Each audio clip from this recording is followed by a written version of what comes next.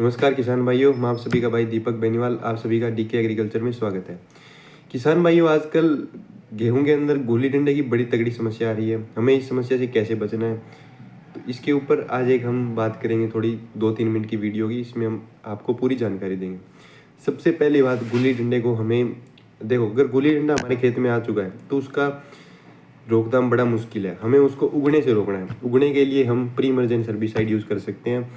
अभी के समय मार्केट में सबसे बेस्ट टेक्निकल है पायरोक्सासल्फोन, जो गुल्ली डंडे को रोकता है। वो उगने से भी रोकता है, उगने के बाद भी रोकता है। तो ये बड़ा अतरंगी हर्बिसाइड है, बड़ा अतरंगी केमिकल है।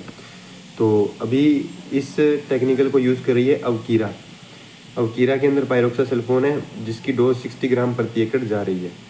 तो आज हम अवकीरा पे ही बात करते हैं। अवकीरा कैसे इस गुल्ली डंडे को रोक पा रही है, इतने अच्छे से कैसे रोक पा रही है, जबकि बाकी केमिकल क्यों नहीं रोक पा रहे, ये क्यों रोक पा रहा है, तो बात करते हैं। अवकीरा पायरोक्सासल्फोन प्री इमर्जेंस हर्बिसाइड है, जो कंपनी कहती है कि बिजाई के 72 घंटे के अंदर अंदर इसका मतलब जो है स्प्रे करवा दो खेत के अंदर।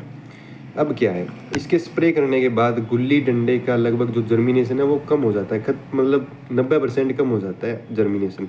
हाँ, लेकिन गुल्ली डंडा आपके खेत में ज़रूर आएगा, उसको हम पूर्णतः नहीं रोक सकते। 30-40% गुल्ली डंडा आपका उगेगा। अब जो बाकी दवाइयाँ हैं, जो बाकी प्री इमरजेंस हर्बिसाइड है, उनमें जो ये गुल्ली डंडा उग गया उसको बाद में नहीं मार सकते।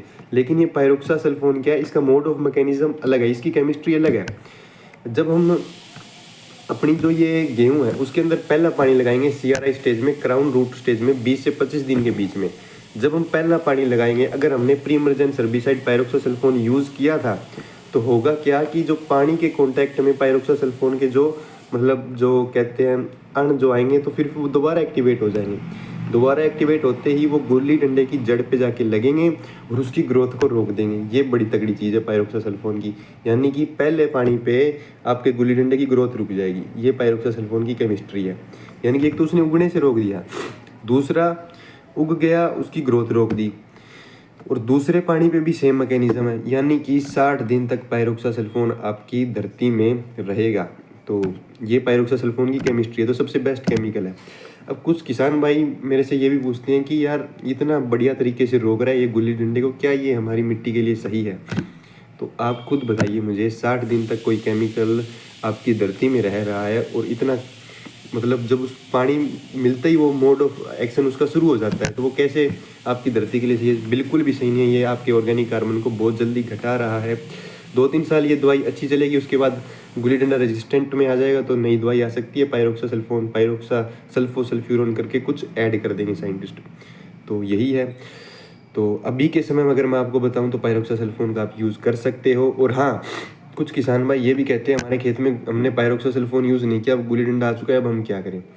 तो जो ये यूनिवर्सिटीज़ है वो कहती है टॉपिक स्प्रे करो, क्लोडिनाफोप केमिकल यूज़ करो, पर वो जो रिकमेंडेड डोज है वो बताते हैं किसानों को इतनी डोज डालो। उतनी डोज से कुछ होता नहीं, किसान को डोज बढ़ानी पड़ती है। गुल्ली डंडा तो मर जाता है, पर कणक हमारी जो है वो दब जाती है। तो बेहतर यही होगा कि आप पायरोक्सासल्फोन यूज़ करो। अगर आप अकेली पायरोक्सासल्फोन यूज़ कर रहे हो, अवकीरा यूज़ कर रहे हो, तो उसके साथ पेंडिमिथिलिन जरूर डालना। अगर आप मेटिनो प्लस नाम से एक दवाई आ रही है उसको अकेला डाल सकते हो।